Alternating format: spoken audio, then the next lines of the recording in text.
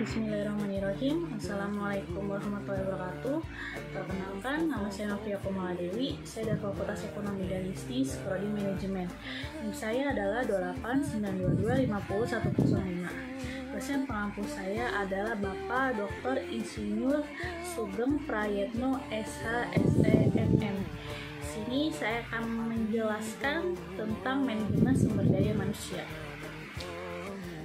Pengertian manajemen sumber daya manusia atau SDM, MSDM merupakan salah satu bidang dari manajemen umum yang meliputi planning atau perencanaan, organizing atau perorganisasian, directing atau pengarahan, dan controlling atau pengendalian.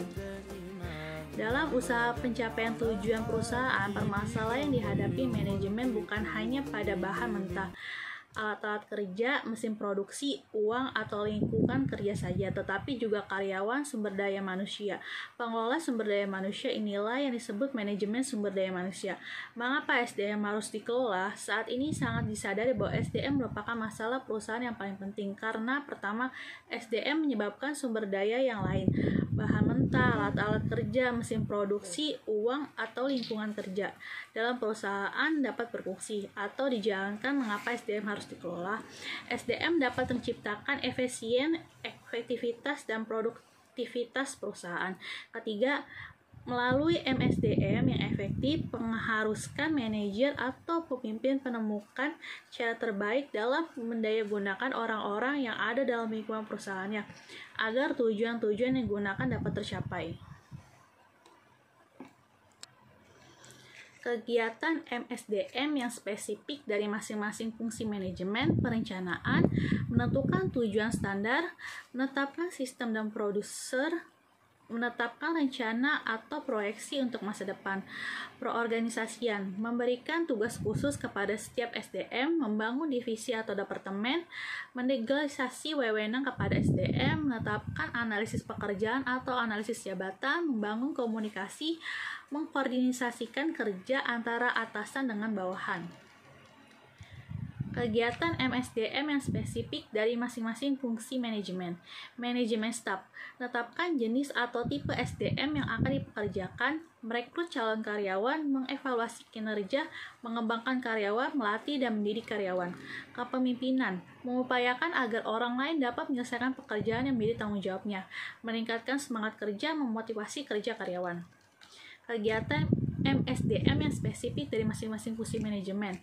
Pertama, ada pengendalian, menetapkan standar pencapaian hasil atau target kerja, menetapkan standar mutu, melakukan review atas hasil kerja, melakukan tindakan perbaikan sesuai kebutuhan. Pengawasan, melakukan audit terhadap kemungkinan adanya ketidakcocokan dalam pelaksanaan ataupun sistem produser yang berlaku, sehingga menimbulkan risiko yang tidak baik bagi perusahaan di masa depan.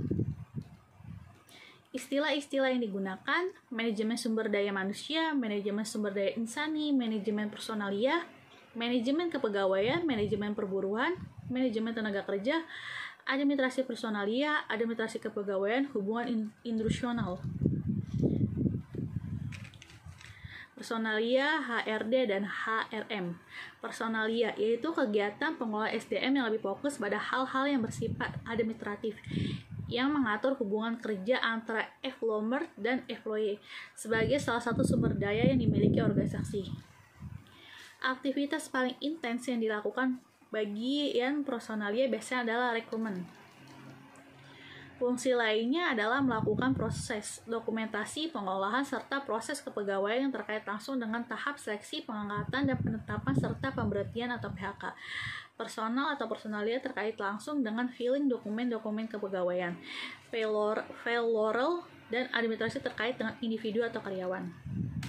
Human Resource Development berfungsi lebih luas dari personalia manajemen, meliputi proses fungsi perencanaan strategis tenaga kerja atau HR planning, HR budgeting, assessment, recruitment, dan selection.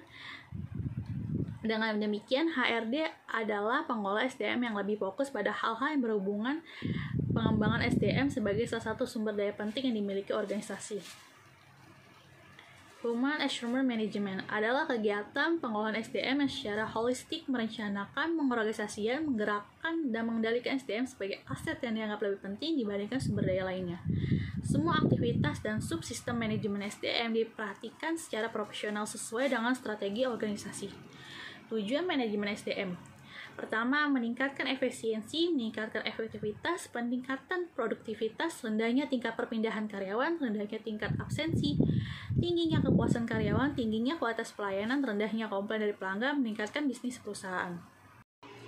Konsep dasar perencanaan sumber daya manusia atau SDM.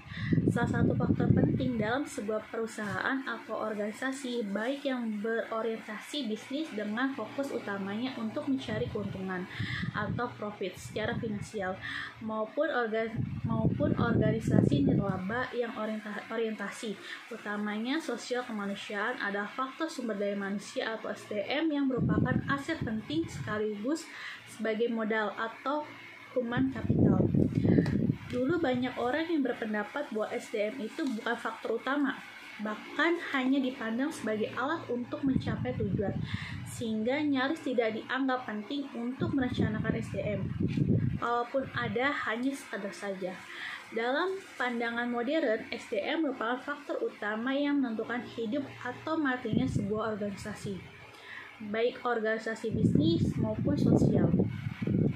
Oleh karena itu, jika sebuah organisasi atau perusahaan mengharapkan terus eksis dan berkembang, mengalami kemajuan dan perbaikan secara berkelanjutan atau continuous improvement, maka harus memiliki kepedulian yang tinggi terhadap kebutuhan SDM melalui sebuah perencanaan yang komprehensif dan sistematis serta dinamis. Perencanaan SDM merupakan suatu kebutuhan pokok dalam setiap organisasi atau perusahaan dan ditangani oleh suatu unit khusus yang dipimpin oleh orang yang memiliki keahlian di bidangnya.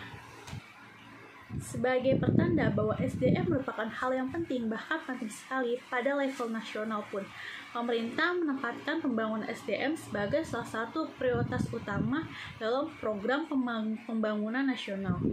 Hal tersebut dimaksudkan untuk menghasilkan SDM unggul, agar Indonesia menjadi salah satu negara yang memiliki keunggulan dan kemajuan di dunia internasional. Potensi besar bangsa Indonesia adalah jumlah SDM yang banyak dan dalam kondisi usia produktif yang masuk pada fase bonus demografi. Terdapat 3 indikator untuk pembangunan SDM Muhadzir Effendi, Kompas 20 Februari, yaitu Indeks Pembangunan Manusia atau IPM, penurunan angka kemiskinan, dan rasio Gini untuk memperpendek kesenjangan di masyarakat. Hakikat dan makna perencanaan SDM. Hakikat perencanaan.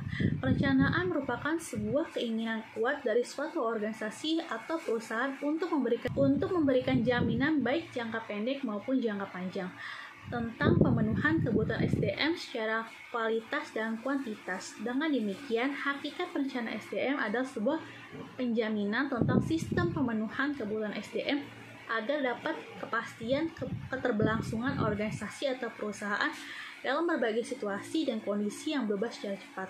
Agar perencanaan memiliki manfaat yang banyak dan tepat, harus dilaksanakan secara tepat pula dan akurasi yang tinggi. Dapat memenuhi berbagai unsur secara sistematis dan dinamis. Mengapa harus dinamis? Karena di abad 21 era revolusi 4.0 memiliki ciri menjadi perubahan secara cepat, masif, dan variatif, berbasis teknologi informasi dan komunikasi atau TIK. Untuk daya adaptasi yang sangat tinggi, teknologi diciptakan dan dikembangkan untuk memberi kemudahan kepada manusia. Oleh karena itu, perencanaan harus berorientasi kemanusiaan sekaligus berbasis teknologi. Perencanaan yang baik memberi harapan yang tinggi untuk mencapai hasil baik pula. Sebaliknya, perencanaan yang tidak akurat dapat membawa sesuatu organisasi atau perusahaan, bahkan bisa menggiring pada fase kebangkrutan. B. Makna perencanaan SDM. Untuk mengingat kembali makna perencanaan SDM, berikut dibahas tentang beberapa makna dan definisi perencanaan SDM. Perencanaan SDM merupakan sebuah proses analisis dan penetapan kebutuhan tenaga kerja untuk setiap jenis dan level pekerjaan agar tersedia secara tepat, baik jangka pendek maupun jangka panjang. Berikut sejumlah definisi atau makna perencanaan, yaitu R. Wienes Mundi 2008. Merumuskan perencanaan sumber daya manusia atau Human Resource Planning atau HRPI adalah proses sistematis untuk mencocokkan pasokan karyawan internal dan eksternal dengan lowongan-lowongan pekerjaan yang diperkirakan mampu dalam organisasi sepanjang periode waktu tertentu. Perencanaan SDM adalah suatu proses sistematis dan sistemik dalam merencanakan kebutuhan tenaga kerja baik secara nasional maupun organisasi atau korporasi tertentu berdasarkan hasil analisis untuk melibatkan berbagai aspek yang terkait dan memperhatikan berbagai faktor baik secara internal maupun eksternal, meliputi perencanaan dari hulu dan hilir secara terintegrasi. Perencanaan merupakan pedoman sekaligus berfungsi sebagai kendali dan alat evaluasi berkelanjutan dalam manajemen sumber daya manusia. Faktor-faktor yang mempengaruhi perencanaan SDM. A. Faktor internal. Yang dimaksud faktor internal adalah faktor yang ada dalam lingkungan organisasi atau perusahaan itu sendiri. Antara lain, pertama, rencana strategis atau restara. Restara merupakan acuan utama bagi sebuah organisasi atau perusahaan dalam menjalankan aktivitas atau bisnisnya. Dalam restara terdapat tujuan jangka waktu tertentu. Tujuan jangka waktu panjang atau pendek yang merupakan komitmen bersama seluruh anggota organisasi atau korporasi untuk mencapainya. Oleh karena itu, setiap perencanaan dalam berbagai bidang harus mengacu kepada restara supaya terdapat sinergi dan saling mendukung satu sama lain. Kedua, kebijakan baru perusahaan atau organisasi. Pada dasarnya, sebuah kebijakan organisasi atau korporasi secara umum telah tertuang dalam restara.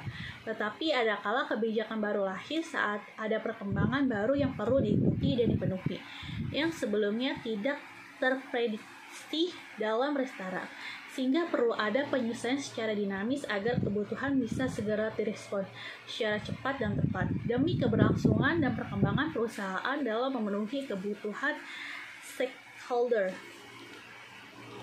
B. Faktor eksternal. Faktor eksternal adalah berbagai faktor yang ada di luar organisasi yang dapat mempengaruhi baik secara langsung maupun tidak langsung terhadap organisasi atau perusahaan, yang tentu saja akan mempengaruhi perencanaan. Faktor eksternal seringkali tidak dapat dikendalikan oleh organisasi atau perusahaan. Oleh karena itu, dalam proses perencanaan SDM harus secara cermat dan bijak menyikapi berbagai faktor eksternal tersebut. Faktor-faktor eksternal dimaksud adalah: pertama, kebijakan pemerintah. Pemerintah memiliki tugas dan wewenang mengambil suatu kebijakan dalam seluruh sektor urusan pemerintah untuk kepentingan bangsa dan negara, termasuk kebijakan dalam hal menyangkut organisasi atau perusahaan. Umpamanya, kebijakan ketenagakerjaan, visual, moneter, perpajakan, kesehatan, pendidikan, dan lain-lain. Kebijakan pemerintah merupakan faktor eksternal yang wajib dipahami dan diinfiltrasikan. Perusahaan atau organisasi yang bijak biasanya peka dan cepat memahami kebijakan yang dikeluarkan oleh pemerintah. Kedua, sosial dan budaya. Lingkungan sosial dan budaya merupakan faktor penting untuk dicermati dan dipertimbangkan dalam perencanaan SDM. Misalnya, lingkungan masyarakat sekitar termasuk kategori masyarakat industri, kantoran, petani, nelayan, pedesaan, perkotaan, pedagang, religius, dan lain-lain. Apakah memiliki budaya tertentu yang begitu melekat pada masyarakatnya? Di samping itu, budaya dipengaruhi juga oleh faktor etnis atau suku bangsa dan agama. Hal-hal tersebut harus menjadi perhatian dalam perencanaan SDM. Harus menjadi catatan agar berhati-hati dalam memasuki ranah SARA. Ketiga, geografis. Lingkungan geografis adalah faktor alam yang menunjukkan suatu indikator di mana sebuah organisasi atau perusahaan berlokasi.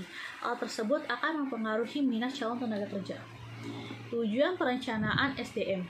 Terdapat beberapa tujuan perencanaan SDM bagi organisasi atau perusahaan, baik jangka pendek maupun jangka panjang. Secara umum, perencanaan SDM bertujuan untuk mempertemukan ketersediaan tenaga kerja dengan kebutuhan pegawai pada suatu organisasi atau perusahaan, baik secara kualitas maupun kuantitas, untuk suatu periode waktu tertentu dalam upaya menghindari krisis kehidupan tenaga kerja yang diperlukan. Adapun tujuan lebih detail adalah sebagai berikutnya. A. Terprediksinya permintaan masa depan perusahaan atau organisasi terdapat kebutuhan tenaga kerja. B.